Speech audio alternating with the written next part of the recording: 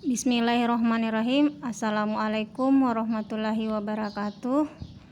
Pembelajaran kita pada kesempatan ini yaitu bentuk pecahan.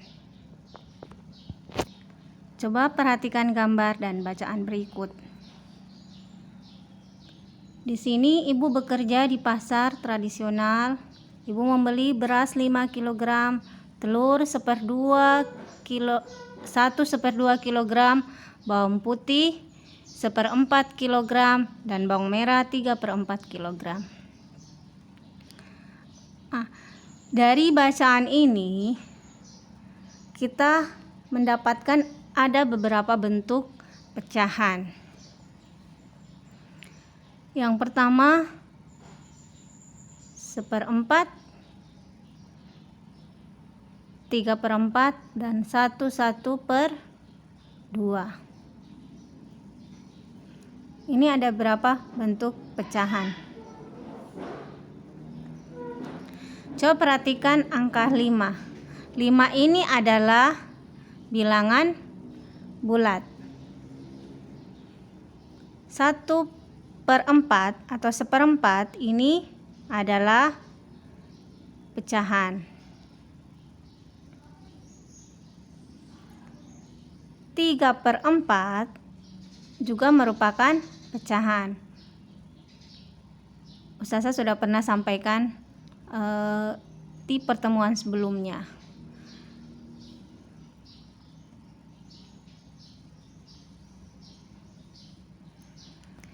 Ya, sekarang perhatikan 1/2. 1/2. Ini di depan ini angka 1 ini adalah bilangan bulat. Sedangkan 1/2 ini adalah bilangan pecahan. Jadi ada dua pecahan yang digabungkan, yaitu ada dua bilangan yang digabungkan, yaitu bilangan bulat dengan pecahan. Sehingga 1/2 itu merupakan pecahan campuran. Kenapa disebut pecahan campuran? Karena campuran antara bilangan bulat 1 dengan pecahan 1/2, sehingga pecahan 1/2 itu disebut pecahan campuran. Sampai di sini mudah-mudahan dimengerti.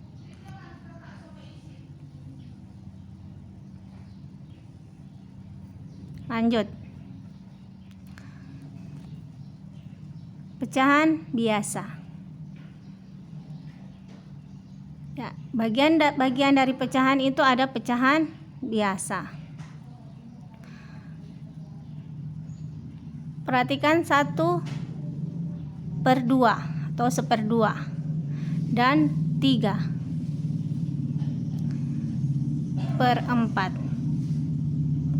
Jadi 1/2 dengan 3/4 itu adalah pecahan-pecahan yang pernah kita pelajari sebelumnya, ya, bentuk pecahan yang pernah kita pelajari sebelumnya.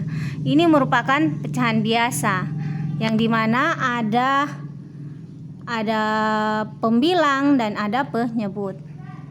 Misalkan 1/2 ini adalah pembilang, satunya adalah pembilang, duanya adalah penyebut. Itulah yang disebut sebagai pecahan biasa. Sekarang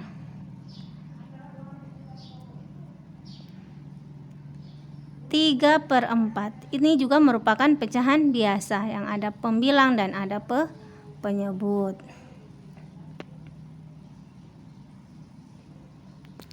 Sekarang pecahan biasa itu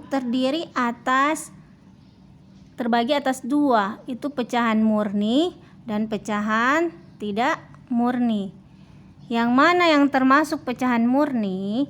Pecahan murni itu /adalah pecahan jika pembilangnya kurang daripada penyebutnya.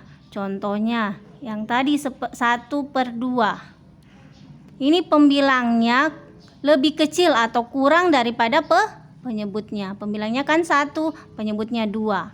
Jadi ini 1/2 ini merupakan contoh pecahan biasa. Sekarang yang mana lagi contoh pecahan biasa? Misalkan 12/19. 12/19. Ini salah satu contoh pecahan biasa. Mengapa? Karena pembilangnya lebih kecil daripada penyebutnya. Oke, sekarang yang mana yang disebut pecahan tidak murni? Pecahan tidak murni jika pembilangnya lebih besar daripada penyebut. Contoh 5/3. Pembilangnya lebih besar daripada penyebut, sehingga pecahan 5/3 ini disebut sebagai pecahan tidak murni. Jelas ya? Mana lagi contoh pecahan tidak murni? Contoh pecahan tidak murni misalkan 21/10. Ini juga merupakan pecahan tidak murni. Kenapa? Pembilangnya lebih besar daripada penyebut.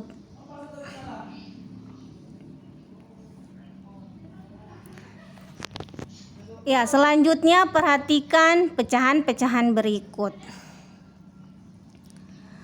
Di bagian A, ini bagian A pecahan 7/5, ini merupakan pecahan tidak murni.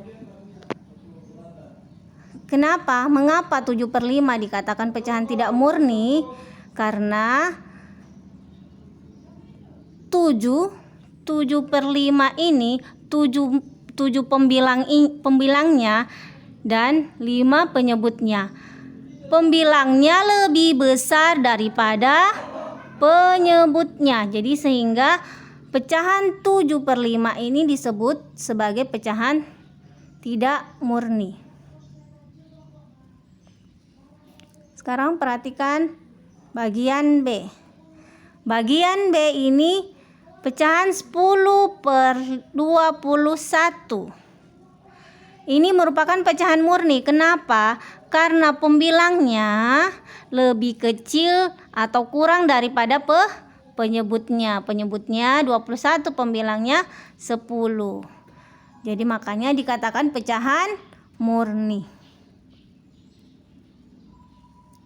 Perhatikan bagian C. Bagian C ini merupakan pecahan apa? Tidak murni. Kenapa pecahan tidak murni? Karena pembilangnya lebih besar daripada penyebutnya. Ya, begitu juga selanjutnya. Bagian D dan bagian E. Bagian D merupakan pecahan murni karena pembilangnya lebih kecil daripada penyebutnya. Begitu juga 21 bagian E dikatakan pecahan tidak murni. Bagian E pecahan 21/14 dikatakan pecahan tidak murni karena pembilangnya lebih besar daripada penyebutnya.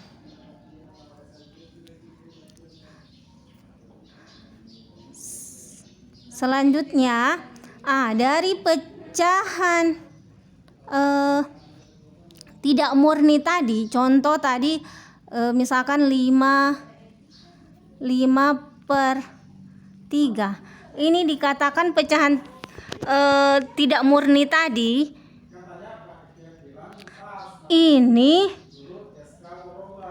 Inilah yang akan dirubah menjadi pecahan campuran. Ya, menjadi 1/2/3.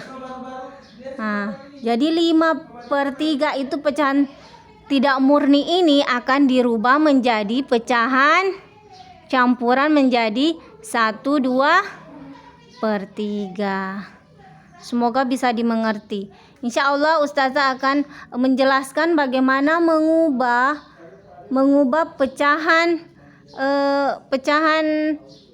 tidak murni ini menjadi pecahan campuran pada pertemuan selanjutnya. Mudah-mudahan bisa dipahami. Terima kasih. Assalamualaikum warahmatullahi wabarakatuh.